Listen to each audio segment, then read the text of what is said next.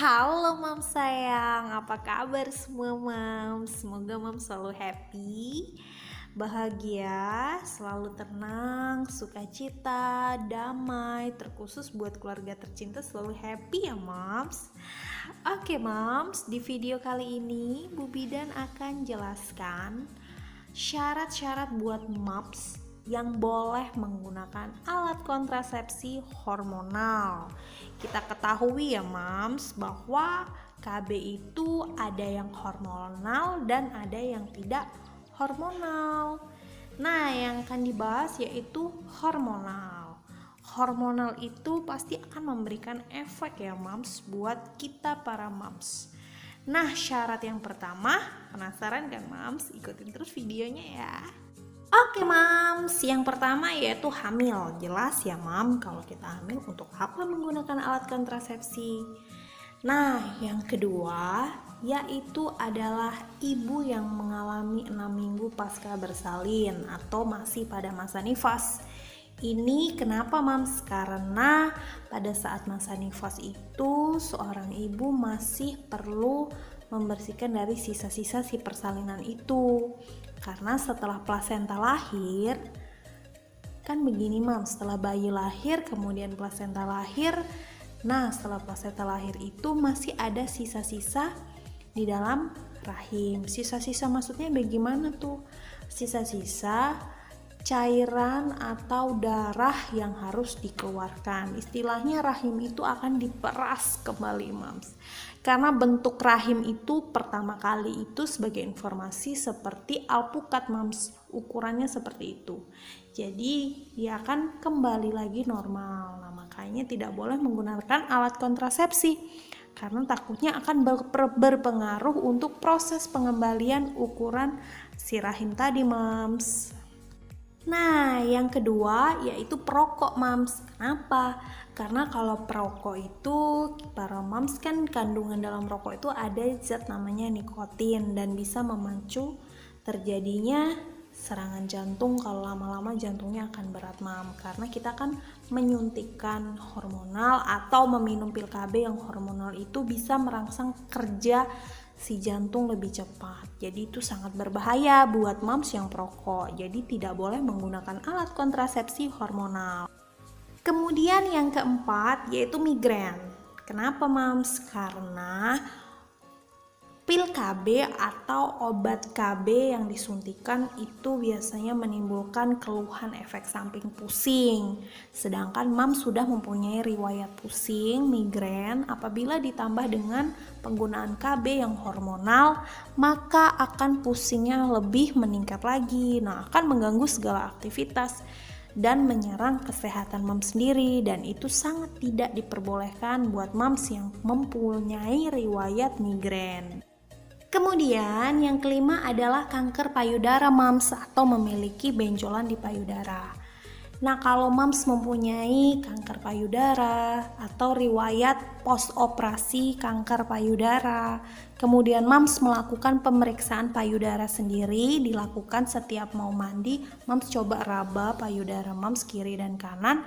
Apabila terdapat benjolan, segera konsultasikan ke tenaga kesehatan Mams, baik itu bidan, dokter spesialis kandungan, atau langsung ke dokter bedah sesuai dengan usia masa dari si benjolan itu. Tetapi Mams, apabila Mams mengalami itu semua, tidak diperbolehkan menggunakan alat kontrasepsi hormonal.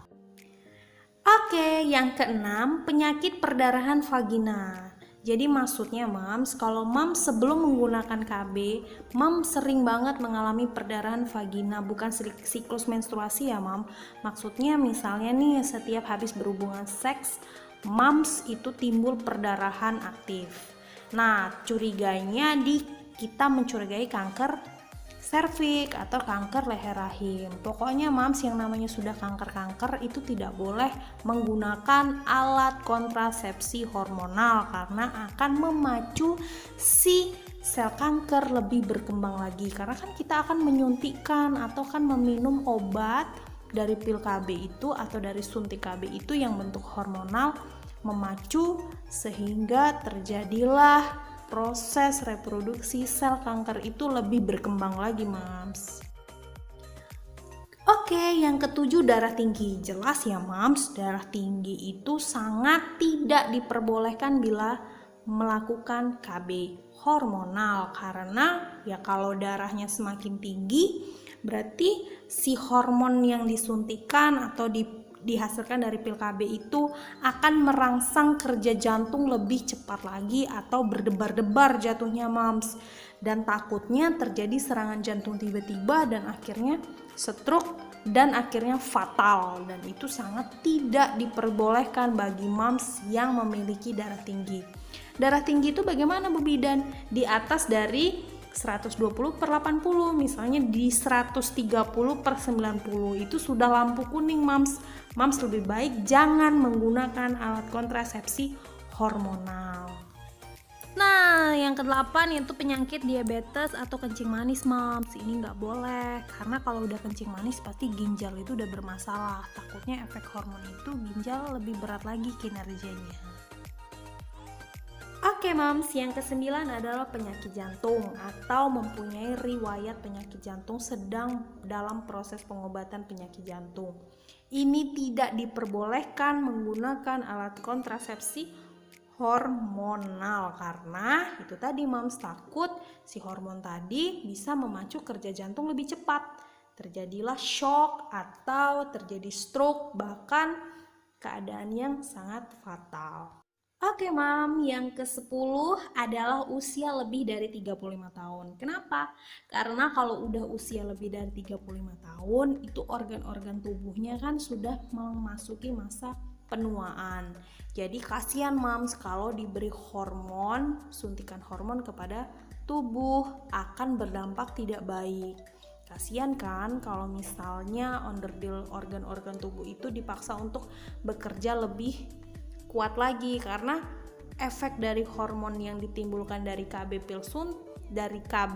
pil atau KB yang disuntikan itu akan merangsang kerja dari organ-organ di dalam tubuh. Sedangkan kalau masa penuaan itu biasanya sudah ada sakit pinggang, sudah ada osteoporosis, sudah ada dan bermacam-macam penyakit yang menyertai. Jadi sangat disarankan tidak boleh memakai alat kontrasepsi hormonal.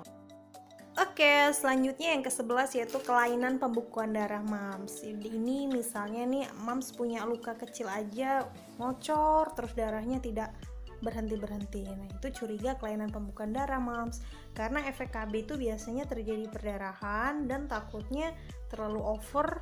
Jadi mams bisa pingsan atau shock akibat gangguan pembekuan darah tersebut. Jadi apabila mams memiliki gangguan pembekuan darah, dilarang untuk menggunakan KB hormonal.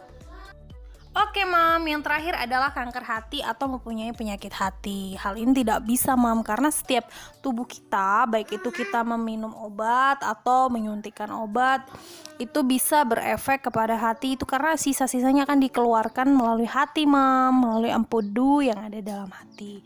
Jadi kalau hatinya sudah bermasalah, takutnya lebih berat lagi untuk mengeluarkan sisa-sisa dari obat yang kita minum, baik itu bentuk pil KB atau KB suntik hormonal. Jadi tidak boleh ya mams.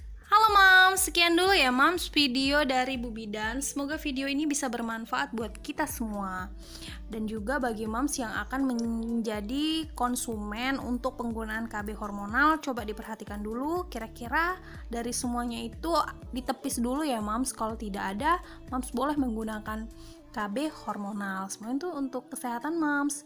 Nah, boleh disukai mams kalau memang ini bermanfaat buat mams, dan boleh dibagikan ke yang lain supaya bermanfaat juga buat yang lain. Oke mams, dan jangan lupa ya mams ya untuk jaga kesehatan di pandemi COVID-19 sekarang ini. Dan juga jangan lupa subscribe bagi yang belum subscribe dan tekan loncengnya. I love you mams.